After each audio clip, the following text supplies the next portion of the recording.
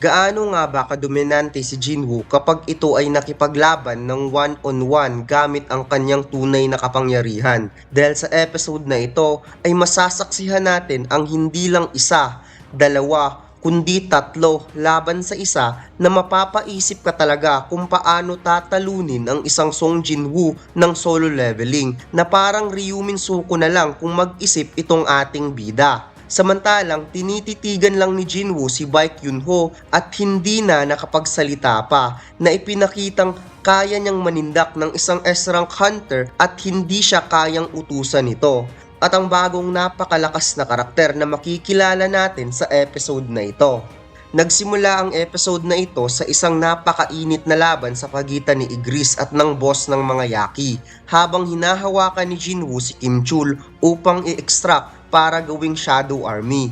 Tagumpay itong na-extract ni Jinwoo at napansin niyang parang lumalaki ata itong si Kim Chul. Tinanong siya kung ano ang ipapangalan niya sa bagong Shadow Soldier. Naisip niya ang pangalang Kim Chul, subalit ang ibig sabihin pala ng Chul ay isang iron, kaya pinangalanan niya itong si Iron.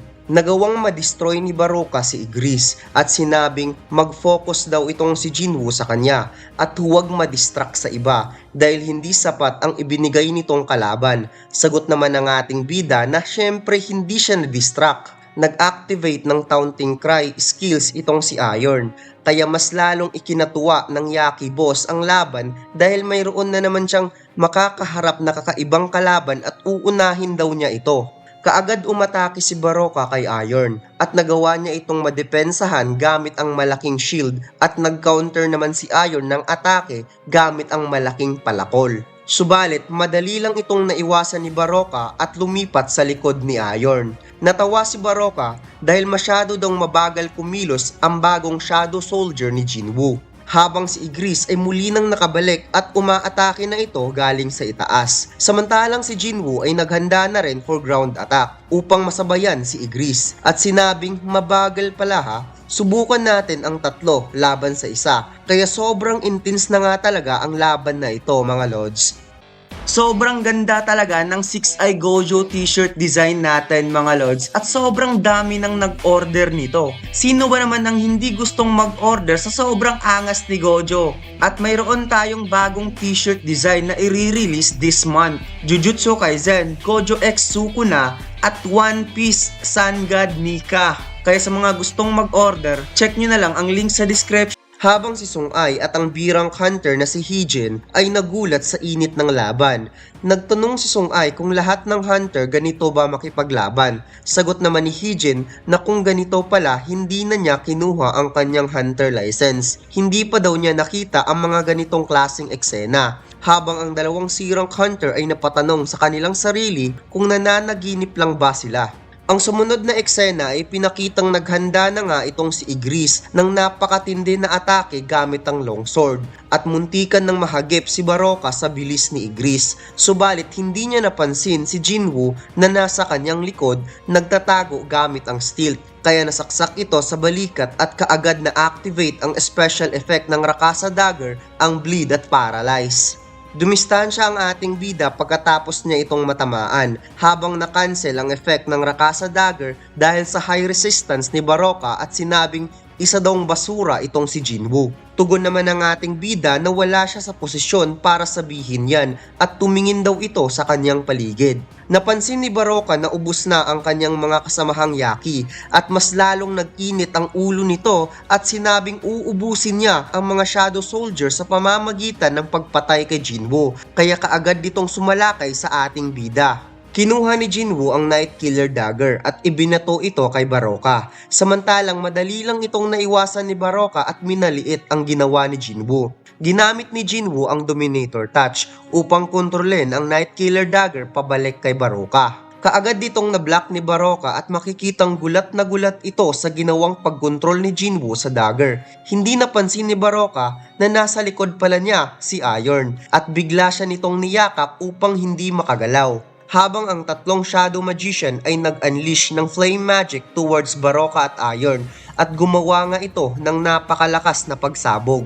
makikitang nakatayo pa si Iron. Pagkatapos biglang nagwala si Baraka at nagawa niyang ma-destroy si Iron sa pamamagitan ng pag-release ng napakalakas na aura sa sobrang galit at sinabing papatayin daw niya ang lahat na nandito. Ngunit bigla niyang naramdaman ang hindi makikitang saksak sa tagiliran. Hindi niya napansin si Jinwoo na nasa harap pala niya sa tindi ng kanyang pagwawala. Gulat na gulat si Baraka nang unti-unti niyang nakita si Jinwoo sa harap nang nag-ando ito ng kanyang stealth. Nagawa pang mahawakan ni Baraka ang kamay ni Jinwoo subalit hinampas ito ni Iron gamit ang malaking maso. Sinabi ni Jinwoo na ito na ang katapusan at official na rin sinabi ng system na patay na ang Yaki Boss at nag-level up ng 2 beses ang ating bida. Pinagpawisan ng mga Lorang Hunter sa sobrang intense ng laban habang si Iron ay nag-enjoy pa ata sa paghampas ng katawan ni Baraka. Kaya napagtanto ni Jinwoo na sa kabila ng pagiging shadow ni Kim Chul ay nananatili pa rin itong tanga.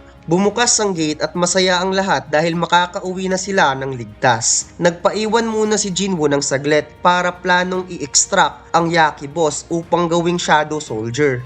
Ang sumunod na panel ay napansin ni Sangmen na unti-unti nang naging kulay blue ang red gate at official na nga itong nagbukas. Nakita nila ang mga hunter na palabas na sa gate kaya napagtanto nilang nagawang maklear ng White Tiger Guild Hunter ang dungeon. Natuwa si Yunho dahil akala niyang napagtagumpayan ni Kim Chul ang pag-clear ng dungeon habang nakikita niyang umiiyak ang kanyang mga hunter sa takot nang nakalabas ito sa gate at huli na ngang lumabas itong si Jinwoo at Sung-ai.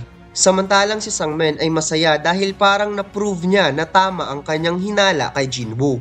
Naglaho ang gate at 5 hunter lang ang nakasurvive. Hinanap nila kung nasaan si Kim Chul at kung ano ang nangyari sa kanya. Hindi makapaniwala si Yunho na mga Lorang Hunter lang ang nakasurvive at isang B-rank lamang ang naiwan. Sinabi ni Jinwoo kay Sung-ai na ihahatid niya ito pauwi at narinig naman ito ni Yunho. Hinawakan ni Yunho ang balikat ni Jinwoo dahil gusto nitong makipag-usap ng saglit. Subalit, tinapik lang ito ni Jinwoo ang kamay ni Yunho at sinabing pagod siya, gusto na niyang umuwi at doon na lang sa guild member magtanong.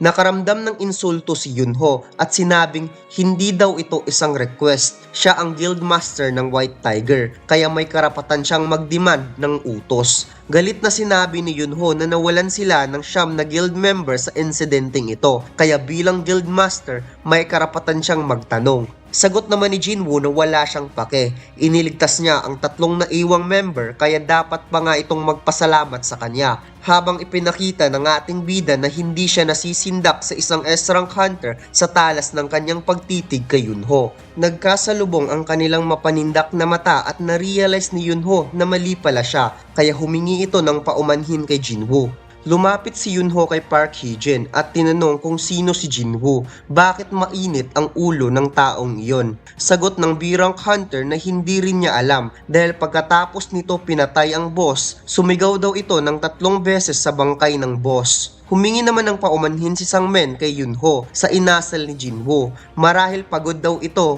pero hindi naman daw ito masamang tao. Sagot naman ni Yunho na walang problema daw sa kanya. Bakit hindi ito nagawang ma-recruit ni Sangmen? Naisip ni Yunho ang inasal ni Jinwoo sa kanya na naging confident ito sa harap niya bilang isang S-rank hunter na parang naramdaman niyang handa siya nitong putulan ng braso anytime. Sinabi ni Yunho na handa niyang ibigay ang full support kay Sangmen para lang makuha si Jinwoo papunta sa kanilang guild. Lumipat ang eksena kung saan hinatid ni Jinwoo si Sung-ai pauwi. Kaya pala mainit ang ulo ng ating bida dahil 3 beses siyang na-field sa pag-extract ni Baraka. Kaya nagtataka siya na ganun nga ba talaga ang layo ng agwat ng lakas nila dahil hindi niya ito magawang ma-extract. Subalit kahit nabigo siya, nakuha naman niya ang dagger ni Baraka na isang class A dagger. Nahatid na ni Jinwoo si Sung-ai at tinawag siya nito na isang opa. Nagpasalamat si Sung-ai sa araw na ito kay Jinwoo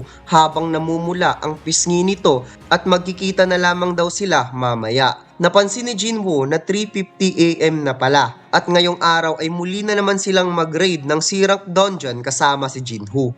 Kinaumagahan, nagulat si Jinwoo dahil kinuha siya ni Jinwoo sa bahay para maaga nila masimulan ang raid. Siya na daw ang bahalang mag-pick up kay Jinwoo since tinutulungan naman siya nito. Sinabi ni Jinwoo na pumunta na sila dahil mayroon pa silang pipick upin. Tinawagan ni Jinwoo si Sung-ai na mag-antay na lamang sa labas dahil pipick upin na lamang siya. Nagulat si Jinwoo kung paano nakuha ni Jinwoo ang phone number ni Sung-ai at parang nag-uusap daw ang dalawa na mayroong malalim na relationship. Dumating na sila sa hotel ni Sung-ai at nagtanong nga itong si Jinwoo na tatawagin na ba niya na sister-in-law si Sung-ai mula ngayon. Nagtataka naman itong si Jinwoo sa mga sinasabi ni Jinwoo at sinabing si Sung-ai daw ay kaibigan ng kanyang kapatid. By the way mga lods, tinatawag ni Jinwoo si Jinwoo na isang brother, kaya niya tatawagin na sister-in-law si Sung-ai. Dumating na si Sung-ai at mukhang naka-formal ito habang nagbablush ang pisngi dahil kay Jinwoo. Pumasok na siya sa kotse at nag-say hello kay Jinwoo bilang paggalang ng kanilang raid captain. Sinabi ni Jinwoo kung nakatulog ba itong si Sung-ai kagabi. Sagot naman nito na nahihirapan daw siyang makatulog kagabi, kaya nagsuggest si Jinwoo na matulog na lamang dito sa kotse. Sinabi ni Sung-ai na si Jinwoo na lamang ang matulog dahil 4 AM na daw itong nakauwi kagabi. Habang si Jinwoo ay hindi alam kung ano ang kanyang magiging reaksyon sa kanyang narinig na last night hindi makatulog, puyat kagabi, 4 AM nang nakauwi at sinabi pa daw ni Jinwoo na kaibigan lang daw ng kanyang kapatid kaya pinagpapawisan si Jinwoo sa kanyang narinig at sinabi niya kay Jinwoo na si Sung-ai daw ay isa pang minor de edad. Nagulat naman si Jinwoo kung ano ang ibig sabihin ni Jinwoo. Pagkatapos, lumipat ang eksena kung saan nagsimula ng mag-raid ang dalawa sa loob ng dungeon, habang si Jinwoo ay nagulat sa bagong skills ni Jinwoo since ito yung unang pagkakataon na nakita niya ito. Sinabi ni Jinwoo na mahirap i-explain, subalit pwede niya itong utusan kahit sa mga simpleng gawain lamang. Kaya kahit sa pagkuha ng mga mana crystal ay may katulong na rin itong si Jinwoo kahit natatakot siya sa mga shadow soldier. Sa sumunod na araw ay sa wakas natapos na rin ang 19 raids ni Jinwoo at lumipat ang eksena sa Eastern United States. Isang A-rank raid dungeon ang isinagawa at laking gulat ng isang A-rank hunter na si James sa kanyang nakita dahil inubos ng isang hinihinalaan niyang monster ang kanilang attack force na mag-isa at isa daw itong human type monster. Nung una daw ay nagtataka siya dahil wala silang nakita kahit isang monster sa loob ng dungeons. Subalit, noong nakarating sila sa kwarto ng boss, isang human type monster ang kanilang nakaharap. At kung iisipin ang inilabas na enerhiya ng nag-iisang human monster ay katumbas ng isang A-rank dungeon ang kanyang buong kapangyarihan. Kaya napaka-imposible daw para sa nag-iisang monster lang na may ganito kalakas na kapangyarihan. Sinabi ng hinihinalaang monster na hindi naman niya pinatay ang mga kasama nito. Ni-knockout lang niya ito para mawalan ng malay. At sinabi niya na huwag itong magalala dahil hindi naman talaga siya isang monster. Isa siyang tao. Marahil hindi sila nagkakaintindihan dahil isa siyang Koreano at gusto na niyang umuwi sa bahay. At dito lang nagtatapos ang ating kwento mga lods. Huwag mo sanang kalimutang mag-like, comment at mag-subscribe sa ating YouTube channel at mag-follow sa ating Facebook page. Salamat!